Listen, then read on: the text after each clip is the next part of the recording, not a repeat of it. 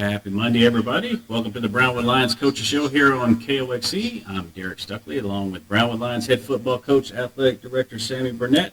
How are you doing today, Coach? Boy, I sort of feel like I got beat up after I watched that Cowboy game.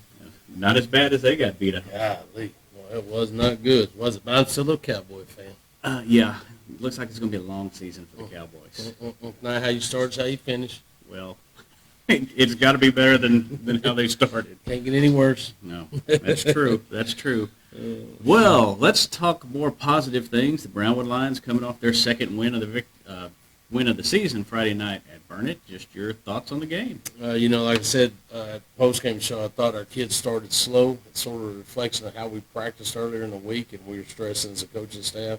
You can't practice like this and beat people. Good thing they finished the week strong, came out slow, turned the ball over the first series, gave them an opportunity to score, kicked the ball to them. They scored the second series, so we're down 14-0. Just again to tell you how our kids are, they never once thought they had a chance of losing that game, knew they'd get back in it, just had to settle down, calm their nerves, listen to the coach and make the adjustments needed, and they did that. So pleased with the way they finished. If you look at it, our defense gave up points on the first two drives of the game and didn't give up any points until the last drive of the game, and that was when we had a bunch of our guys in that were getting experience. So they did a great job of locking down and taking care of Burnett. And then offensively we got rolling, started moving the ball on the ground. We were able to throw the ball in the air. Thad Hines had a big night for us. I thought Ike performed well, and our running backs did their job along with that O-line that sifted out what they were doing and got in the group and started working. So I thought all in all it was a good night.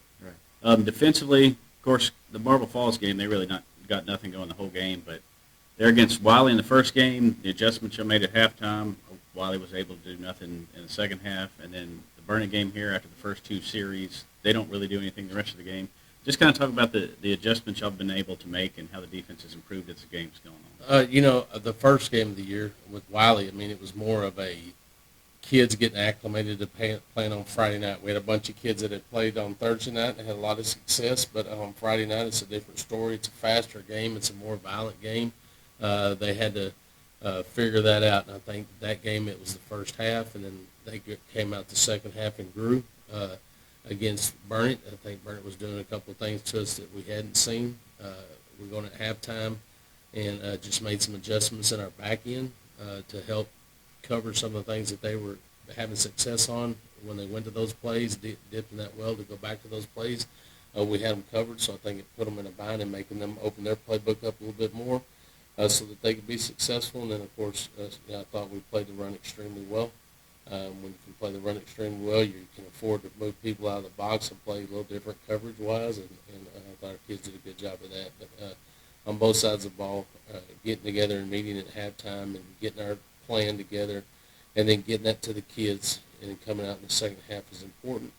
I think we do a great job. I think we do as good a job as anybody is making adjustments at halftime, offensively and defensively, and even in our special teams areas. But what we have to do is be ready to go and not waste series and give people points starting the game. We got to come in a little bit more focused, and you got to have that motor running at that opening kickoff. So we got to find a way to start faster and keep finishing strong, if we want to compete in these next 3 weeks. All right. Of course, you mentioned being down 14 points early, and kids never really got rattled. And, some teams, some years in the past, that might not have been the case, but it looks like this team's got a pretty good head on their shoulders, and they're handling the task at hand. That's right, and that comes from working hard all the way through the off season. In the weight room, on the field, 7-on-7, lineman challenge, whatever you want to put out in front of them, they're willing to do, and they're going to work through it. But when you put that much work into something, you have confidence in yourself. Even though you may dig a little hole, you eventually stop digging, you get out of it, and that's that group. They've worked extremely hard. They expect to be successful. They hold each other accountable, and they're going to go out there and fight to the bitter end. They can't worry about the scoreboard. All they can fix is what they have control of right at the moment, and that's what we talk to them as coaches about. Take care of the next play. Take care of the next play. Keep stacking plays on plays, just like we stack days on days. You stack plays on plays. Eventually, you're going to get through that game, and you're going to be successful. Same thing with that season. We got to keep stacking days on days to where we get where we want to be by the end of the season. So it's the same mentality.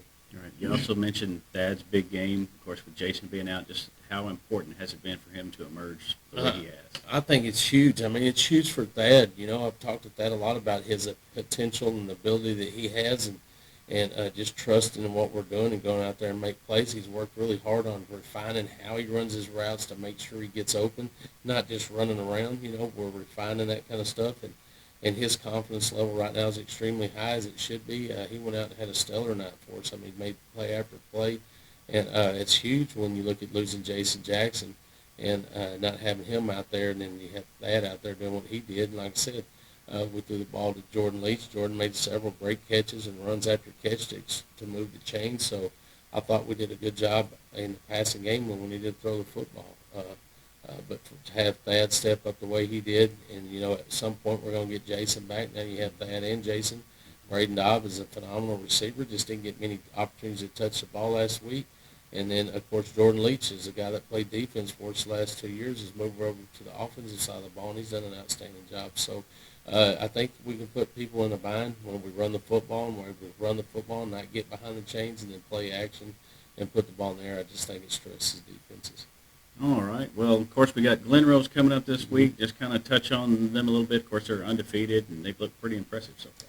Yeah, Glen Rose is a very good football team. I knew they would be. I knew they'd be senior heavy. They got 23 seniors on a 36-team roster, and majority of them play all the time. From number 34 on down is all seniors. So if you want to figure out what classification someone is, if it's above 34 or above, every one of them are seniors. I think they start 7 seniors on defense, and the majority of those guys on offense. So they got a couple of sophomores and juniors that play for them on defense. They're very good defensively. They're sound. They know what they're doing. They're a top-notch team. Offensively, they do a great job.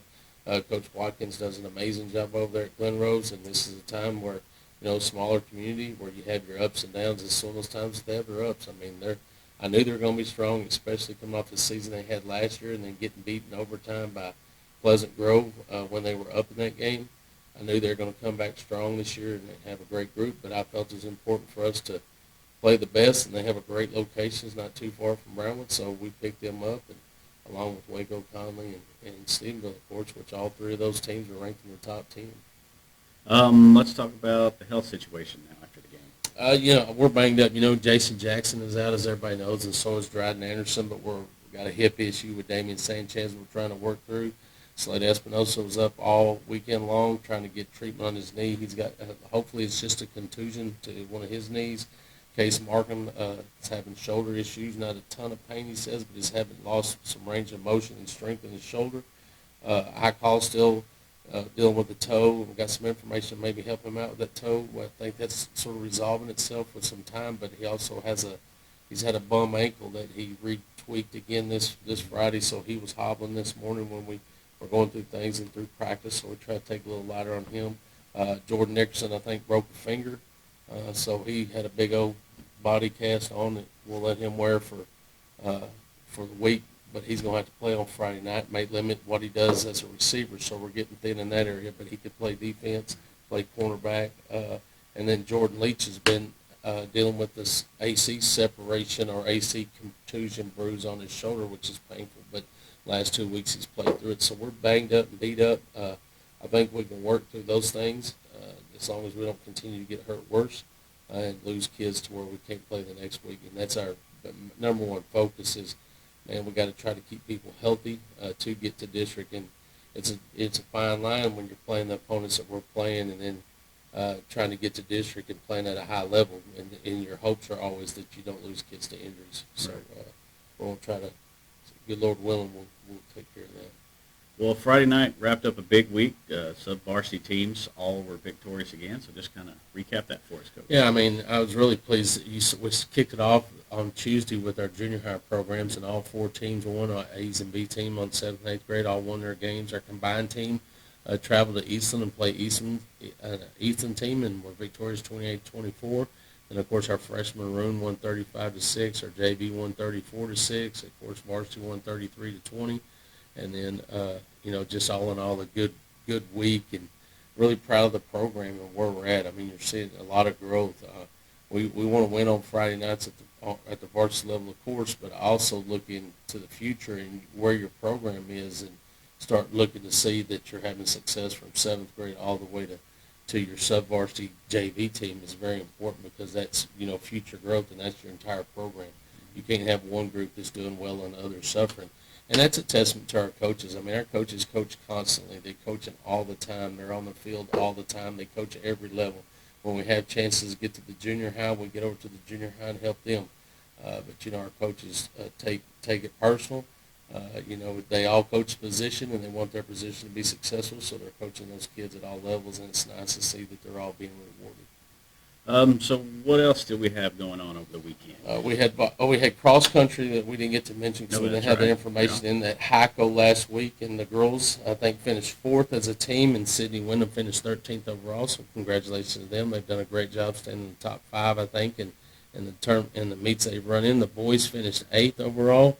We had a little swap in the leadership. Caleb Nelson finished 8th, and Luke Gray finished 16th. So congratulations to them. Look forward to them running at Lipan this Wednesday.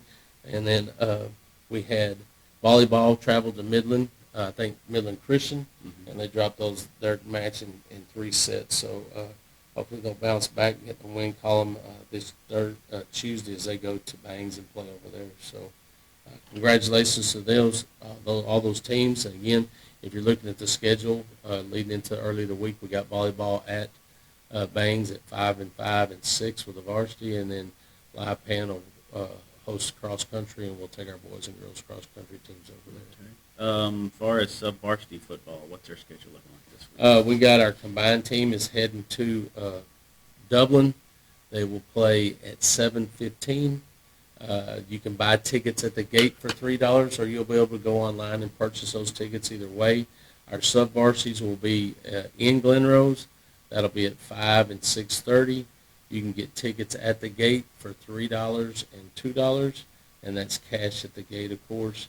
And then, of course, for the varsity game, pre-sale tickets go on sale Wednesday from 8 to 12 and 1 to 4. That's Wednesday, Thursday, and then Friday it only goes from 8 to 12 because Ms. Hassel has to get to the stadium, get everything set up, get ticket booths ready to go and everything. So always have some people stop by Friday afternoon wanting tickets, and I just explained to them she can't be here. She's got to go get ready for the game. So, again, varsity tickets Friday night will be $5 and $3 at the gate, I think. If you get reserve tickets, if you want to reserve tickets at $6, you can buy those from Lisa, 8 to 12, 1 to 4 Thursday, Friday, and then 8 to 12 on Friday.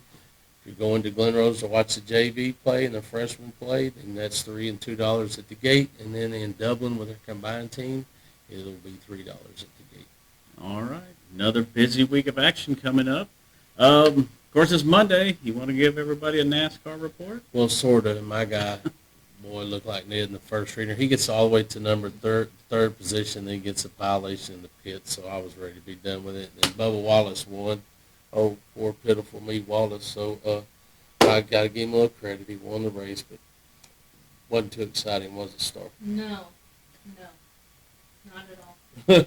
It still had to be better than the Cowboys game. Oh, man. I stayed up as long as I could and started getting sick at my stomach, so I figured I'd go to bed. Yeah, that was let's just forget about that. I don't even know what the final score. I had to get up early this morning, so I knew I needed to go to bed, but when it was like something to 3. Well, if you saw their first field goal, you saw all their offense. That was it. I think it ended up 19-3. That's what I think I did. Yeah. It was, but, man, need to get something done. Yeah. You can't blame the receivers per se. I thought they did a decent job with it. I saw Lamb drop a ball that would continue to drive, but I don't know. I don't understand why Pollard's not the running back, period. I mean, it's a political thing. We give them money, so we expect them to have to play for us. I'm not a Zeke Elliott fan. Never have been. It's all about him. You can tell by his appearance. It ain't got nothing to do with team, in my opinion. I like Pollard. And then I think Dak's pretty good, but he wasn't very good last night. Well, he won't be around for about 2 months now. Yeah.